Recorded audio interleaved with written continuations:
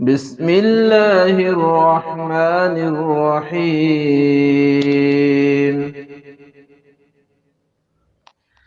يا أيها الناس اتقوا ربكم الذي خلقكم من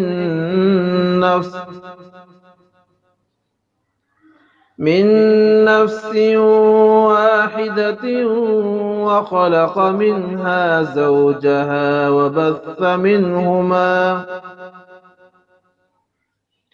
وبث منهما رجالا كثيرا ونساء.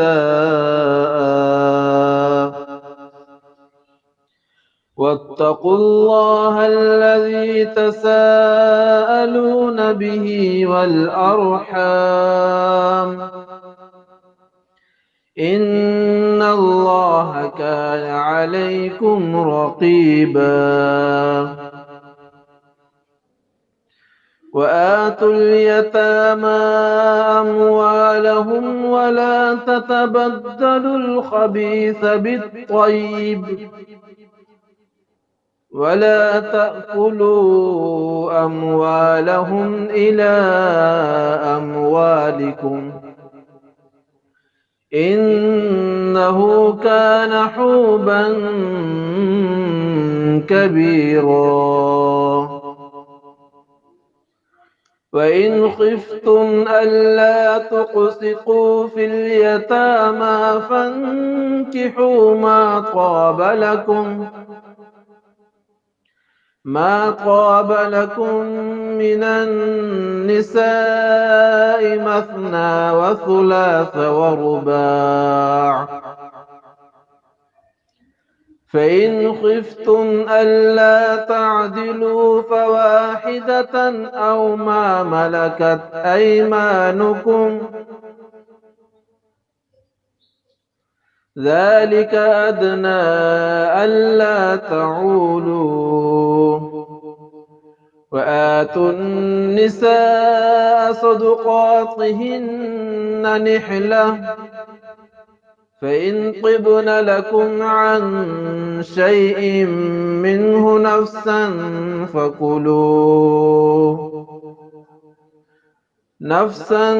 فكلوه هنيئا مريئا. ولا تؤتوا السفهاء أموالكم التي جعل الله لكم قياما وارزقوهم فيها واكسوهم وقولوا لهم قولا معروفا. وابتلوا اليتامى حتى إذا بلغوا النكاح فإن آنستم منهم رشدا فادفعوا إليهم أموالهم ولا تأكلوها إسرافا وبدارا أن يكبروا. ومن كان غنيا فليستعفف ومن كان فقيرا فليأكل بالمعروف. فإذا دفعتم إليهم أموالهم فأشهدوا عليهم وكفى بالله حسيبا. للرجال نصيب مما ترك الوالدان والأقربون وللنساء نصيب مما ترك الوالدان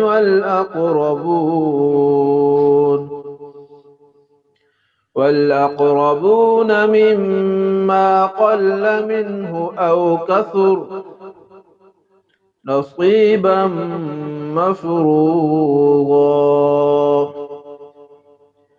وإذا حضر القسمة أولو القربى والمساكين فارزقوهم منه وقولوا لهم قولا معروفا وليخشى الذين لو تركوا من خلفهم ذرية ضعافا خافوا عليهم فليتقوا الله وليقولوا قولا سديدا إن الذين يأكلون أموال اليتامى ظلما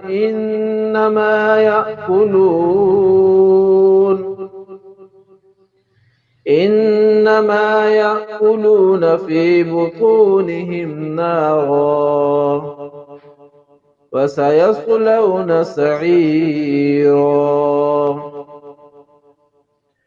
يوصيكم الله في أولادكم للذكر مثل حظ الأنثيين فإن كن نساء فوق اثنتين فلهن ثلثا ما ترك وإن كانت واحدة فلها النصف ولأبويه لكل واحد منهما السدس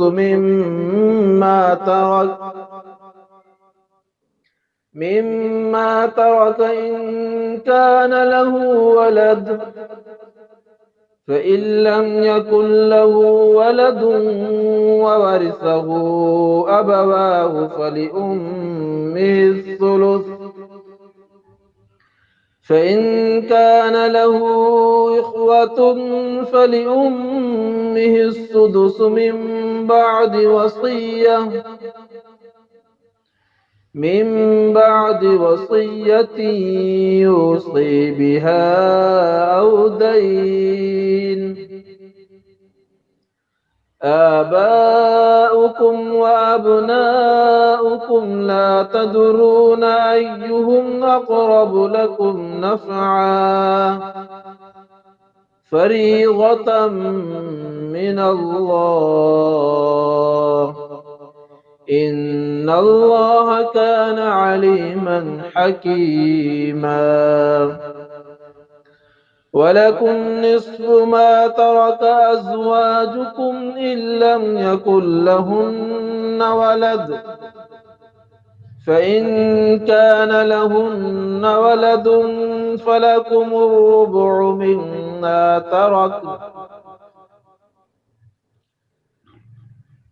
مما تركن من بعد وصية يوصين بها أو دين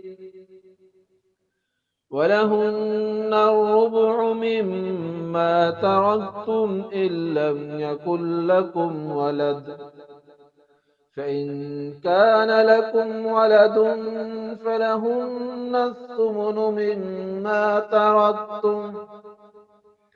مما تركتم من بعد وصية توصون بها أو دين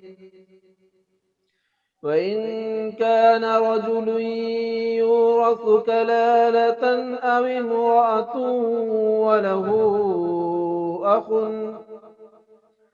وله أخ أو أخت فلكل واحد منهما السدس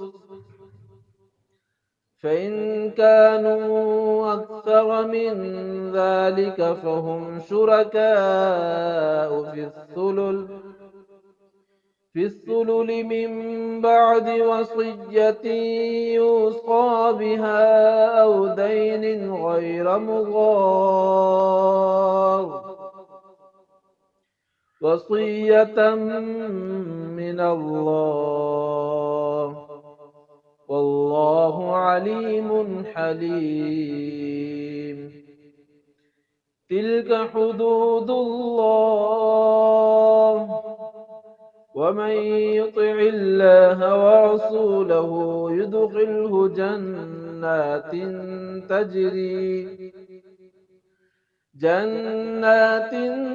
تجري من تحتها الأنهار خالدين فيها، وذلك الفوز العظيم. ومن يعص الله ورسوله ويتعد حدوده يدخله نارا خالدا فيها وله عذاب مهين. صدق الله العظيم.